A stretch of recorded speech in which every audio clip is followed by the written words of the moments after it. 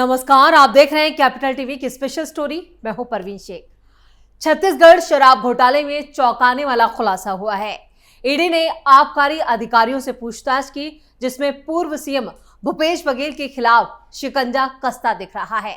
3200 करोड़ के इस घोटाले में आबकारी अधिकारियों की बड़ी मिलीभगत थी। इन अधिकारियों पर भी ईडी का चाबुक चला है, जिससे ये सरकारी अधिकारी अपनी खाल बचाने के लिए ईडी के साथ मिलकर घोटालेबाज कांग्रेस नेताओं को एक्सपोज करने में जुटे हैं। इस घोटाले के तार 10 जनपद से भी जुड़ रहे हैं। तो पूछताछ में क्या क्या बताया इन सरकारी अफसरों ने, सब कुछ आपको बताएंगे अपनी इस स्पेशल स्टोरी में। बड़े एक्शन की तैयारी में ईडी, छत्तीसगढ़ छोड़ भागे नेता को दबोचा, कांग्रेसियों पर कसा ईडी का शिकंजा, सरकारी अफसरों ने घोटाले के खोले राज।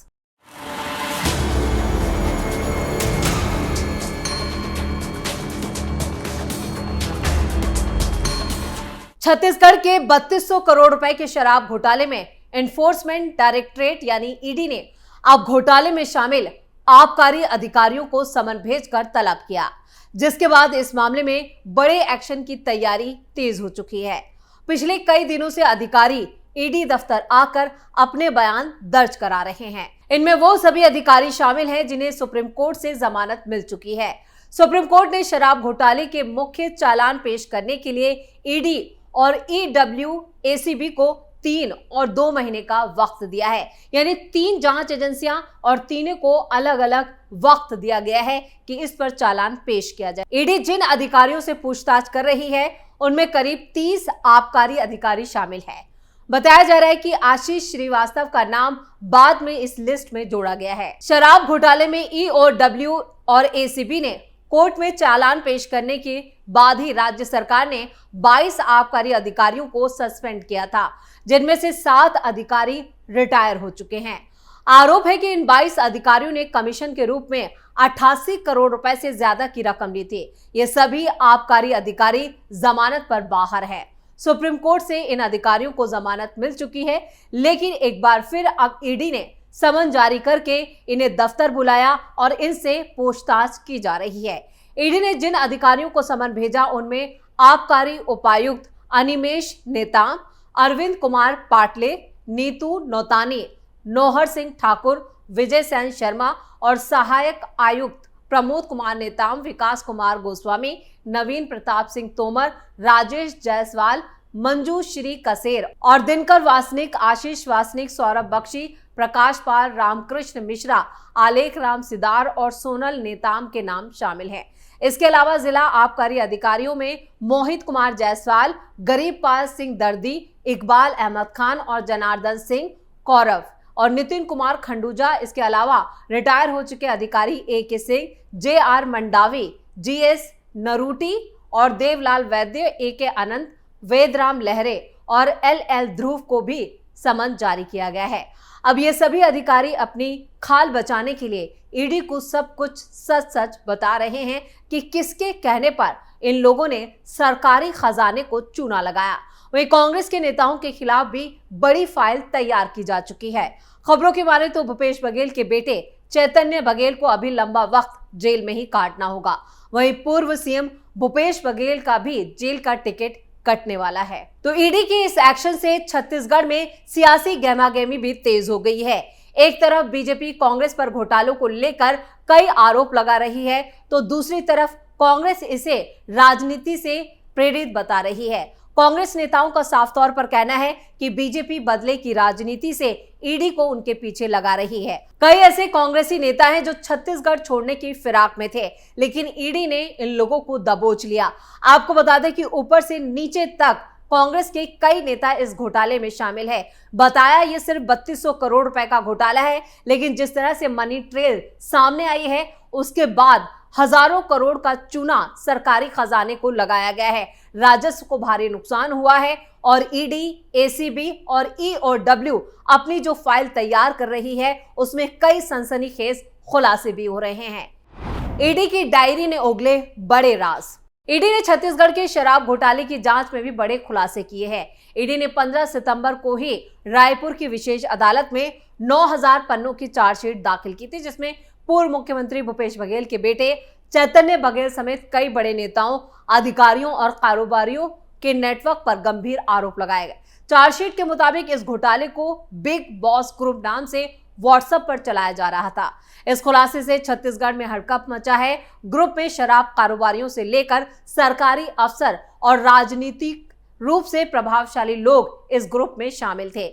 ईडी का साफ कहना है कि शराब की खरीद और अवैध वसूली से लेकर नकली और बिना हिसाब किताब वाली शराब बाजार में उतारने का पूरा एक फेक सिस्टम तैयार किया गया था और वो पूरा तंत्र इसी ग्रुप से चलता था। चार्जशीट दाखिल होने के बाद छत्तीसगढ़ की राजनीति में हलचल तेज है। इस मामले को लेकर कांग्रेस बुरी तरह से फंस चुकी है। वहीं कांग्रेस नेताओं का कहना है कि ईडी केंद्र के इशारे पर कार्रवाई कर रही है और ये राजनीतिक बदले की भावना से प्रेरित है। चैतन्य बघेल और 1000 करोड़ की मनी लॉन्ड्रिंग। ईडी ने अपनी चार्जशीट में यह साफ साफ कहा है कि भूपेश बघेल के बेटे चैतन्य बघेल ने अपने करीबी दोस्त पुष्पक और दूसरे सहयोगियों के साथ मिलकर 1000 करोड़ रुपए से ज्यादा की मनी लॉन्ड्रिंग की थी। ये पूरा पैसा रियल एस्टेट प्रोजेक्ट्स और दूसरे निवेश सेक्टर्स में लगाया गया। चार्जशीट में इस बात के भी सबूत सामने आए हैं कि रकम को अलग अलग कंपनियों और बोगस खातों के जरिए घुमाया गया ताकि इसे वैध दिखाया जा सके। ईडी की चार्जशीट में कई बड़े नाम भी सामने आए हैं, जिनमें आईएएस अधिकारी अनिल टुटेजा, पूर्व मुख्यमंत्री के सलाहकार रहे सौम्य चौरसिया और कारोबारी अनवर धेबर। शराब विभाग के मुताबिक अरुण पति त्रिपाठी और कांग्रेस के सीनियर नेता कवासी लखमा का नाम तक शामिल है, जो जेल में है। ईडी का आरोप है कि इन सभी ने मिलकर शराब से अवैध कमाई का एक बड़ा नेटवर्क खड़ा किया था और हजारों करोड़ रुपए की हेराफेरी की थी। छत्तीसगढ़ में नकली शराब, नकली होलोग्राम बनाकर इसको बेचा गया और सरकारी खजाने को चूना लगाया गया। यह सिर्फ 1000 करोड़ का मामला नहीं है। इस ग्रुप से कई और मनी ट्रेल की खबरें सामने आ रही हैं। विदेशों में भी हवाला के जरिए पैसा पहुंचाया गया और विदेशों की कई कंपनियों में बघेल परिवार ने इन्वेस्टमेंट किया। अब इसकी जांच भी शुरू की जा चुकी है और इसको लेकर भी अधिकारियों से पूछताछ की जा रही है। शराब से वसूली का गैर कानूनी सिस्टम। ईडी ने दावा किया कि इस घोटाले में शराब ठेकों से अवैध वसूली, नकली लेबल वाली शराब की बिक्री और बिना टैक्स चुकाए नकली शराब का उत्पादन, यानी इसका जो कारोबार था वो बहुत बड़ा था। उत्पादन किया जाता था और ये रकम बाद में हवाला और शेल कंपनियों के जरिए बाहर भेजी जाती थी। फिलहाल कोर्ट में मामला है, लेकिन ईडी की इस चार्जशीट ने छत्तीसगढ़ के शराब घोटाले को एक बार फिर से सुर्खियों में जरूर ला दिया है। ईडी के मुताबिक साल 2019 में कांग्रेस सरकार के गठन के बाद से ही छत्तीसगढ़ में एक संगठित शराब सिंडिकेट बनाया गया और इसको चलाने के लिए आईएएस अधिकारी अनिल टुटेजा और कारोबारी अनवर ढेबर को फ्रंट फेस बनाया गया। लेकिन असली कंट्रोल जो था वो चैतन्य बघेल के हाथों में था। सभी बड़े जो फाइनेंशियल फैसले थे, जो भी डिसीजन थे, उनके निर्देश पर ही लिए जाते थे। जांच में ये बात सामने आई है कि सिंडिकेट से अर्जित करोड़ों की अवैध कमाई का बड़ा हिस्सा लक्ष्मी नारायण बंसल उर्फ पप्पू जो था वो इकट्ठा करता था और चैतन्य के ही आदेश पर वो इसे आगे बढ़ाता था। ईडी का ये भी दावा है कि चैतन्य ने इन पैसों से रियल एस्टेट परियोजनाओं में काफी निवेश किया। बघेल डेवलपर्स एंड एसोसिएट्स में करीब 3 करोड़ 10 लाख रुपए लगाए गए।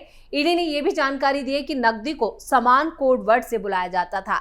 बंसल ने अपने बयान में भी खुलासा किया कि 2019 से 2022 के बीच चैतन्य के जरिए ही राज्य कांग्रेस इकाई के उस वक्त के कोषाध्यक्ष राम गोपाल अग्रवाल को बड़ी रकम पहुंचाई जाती थी। अग्रवाल अभी तक फरार है और उसको लेकर दबिश भी दी जा रही है। ईडी ने कई जिलों और कई शहरों में अग्रवाल को लेकर दबिश दी है, लेकिन अग्रवाल की अब तक कोई जानकारी नहीं मिल पाई है और इसको लेकर कांग्रेस को भी एक नोटिस जारी किया गया है। कांग्रेस को समन करके पूछा गया है कि अग्रवाल कब से कब तक कांग्रेस के कोषाध्यक्ष रहे और जिस पद पर रहे उन्होंने क्या क्या, कितनी उन्हें सैलरी मिलती थी और उनकी क्या भूमिका थी, इसकी सारी जानकारी ईडी ने कांग्रेस से मांगी है। इसके साथ ही कांग्रेस दफ्तर में भी दोबारा से छापेमारी की गई, जहां से कई और कागजात जो है ईडी अपने साथ लेकर गई है और इनकी जांच की जा रही है। इसके साथ ही कांग्रेस के भी कई नेताओं को जल्द ईडी दफ्तर बुलाया जा सकता है और उनसे भी पूछताछ की जा सकती है। छत्तीसगढ़ सीएम ऑफिस से भी थे लिंक। ईडी के मुताबिक जांच में मिले व्हाट्सएप चैट्स बताते हैं कि चैतन्य न सिर्फ ढेबर बल्कि उस वक्त के मुख्यमंत्री के दफ्तर में डिप्टी सेक्रेटरी सौम्या चौरसिया के साथ भी सक्रिय तालमेल यानी सामान्य तौर पर बातचीत करते थे। ये 2500 करोड़ रुपए का शराब घोटाला 2019 से 2022 के बीच हुआ, जिसमें न सिर्फ सरकारी शराब की बिक्री बल्कि अवैध शराब कारोबार से भी कमीशन वसूला गया। ईडी ने अब तक एक मुख्य और 4 पूरक अभियोजन शिकायतें दर्ज की, यानी 4 जो कंप्लीट चार्जशीट है वो दायर की है। राज्य की आर्थिक अपराध शाखा यानी EOW और भ्रष्टाचार निरोधक ब्यूरो यानी ACB ने जनवरी 2024 में ही इस मामले की FIR दर्ज की थी, जिसमें उस वक्त के आबकारी मंत्री कवासी लखमा, पूर्व मुख्य सचिव विवेक ढांड और कई अधिकारियों कंपनियों को आरोपी बनाया।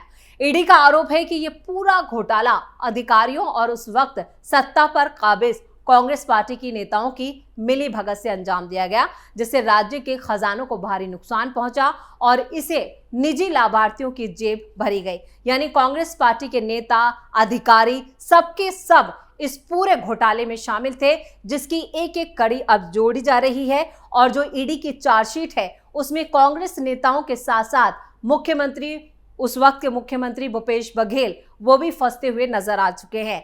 आपको बता दें कि उनसे कई बार ईडी पूछताछ भी कर चुकी है और कई अहम जानकारियां ईडी के हाथ लगी हैं। लेकिन जिस तरह से अब सरकारी अधिकारियों को फिर से नोटिस दिया गया है और इन्हें फिर से दफ्तर बुलाकर पूछताछ की जा रही है और फिर से एक एक कड़ी को फिर से जोड़ा जा रहा है, उससे साफ है कि भूपेश बघेल को भी जेल का टिकट उनका कट सकता है और इसकी तैयारी ईडी कर रही है। स्पेशल स्टोरी में इतना ही। वीडियो कैसा लगा कमेंट करके अपनी राय जरूर दें। वीडियो को लाइक करें, शेयर करें और कैपिटल टीवी को सब्सक्राइब जरूर करें। धन्यवाद।